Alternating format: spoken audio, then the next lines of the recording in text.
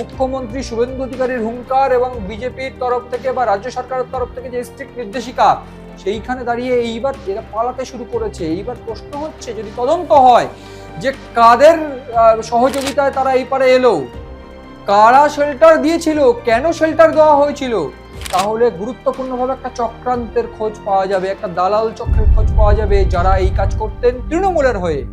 এইবার দেখার যে এই রাজ্য সরকার, রাজ্য পুলিশ গিয়ে এই গোটা ঘটনায় তদন্ত শুরু করে। ইতিমধ্যে বলে রাখতে চাইবো যে বিভিন্নভাবে তাদেরকে ওই পারে পাঠানোর কাজ কিন্তু শুরু হয়ে গেছে।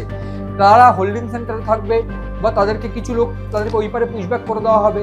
যেটা প্রশ্ন, যে বিষয়টা খতিয়ে দেখতে হবে, দোষীদের সাজা দেওয়ার কথা বারবার বলছেন মুখ্যমন্ত্রী শুভেন্দু অধিকারী, সেইখানে দাঁড়িয়ে এই যে দোষী যারা যারা অবৈধ অনুপ্রবেশকারী, তাদের মুখে যাদের নাম, তারা কিসের বিনিময়ে এতদিন এই কাজ করেছেন, শুধুমাত্র টাকা নয়, তারা গুরুতর কোনো একেবারে ন্যাশনাল সিকিউরিটির একেবারে প্রশ্ন, যে বাংলাদেশ থেকে অবৈধ অনুপ্রবেশকারী এনে এখানে কাজ করাচ্ছে, তাহলে কেন তারা করাচ্ছে এটা খুঁজে বার করতে হবে। ইতিমধ্যেই পুলিশ কিন্তু তদন্ত শুরু করেছে। একেবারে পরিষ্কার যে তৃণমূল এর মধ্যে ওতপ্রোতভাবে জড়িত। বিভিন্নভাবে তৃণমূলের প্রধান, উপপ্রধানরা এই মহিলা, একেবারে মহিলা উপপ্রধান আমরা দেখেছি এর আগে দক্ষিণ চব্বিশ পরগনা জেলায়, তিনি বাংলাদেশি।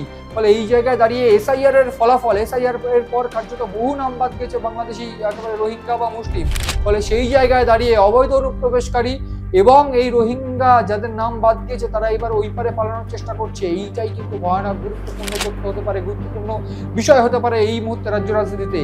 এখন দেখার যে তৃণমূল এই ভোট ব্যাংককে আঁকড়ে ধরে বসেছিল, যে তৃণমূল এই অবৈধ অনুপ্রবেশকারী ভোট ব্যাংকে আঁকড়ে ধরে বসেছিল, এইবার যদি তদন্ত হয় আর কোন কোন চক্রান্ত তাদের বিরুদ্ধে বেরিয়ে আসবে, যদি রাজ্য পুলিশ তদন্ত শুরু করে, সেক্ষেত্রে দাঁড়িয়ে আর কার কার নাম বেরিয়ে আসবে, কোন কোন নেতার মধ্যে জড়িয়ে পড়বে, একেবারে দলের শীর্ষ নেতৃত্বে জড়িয়ে পড়বে না তো, এই প্রশ্নই স্বাভাবিকভাবে উঠছে। ফলে সেদিক থেকে নজর রাখতে হবে আমাদের। নজর রাখুন আপনারাও।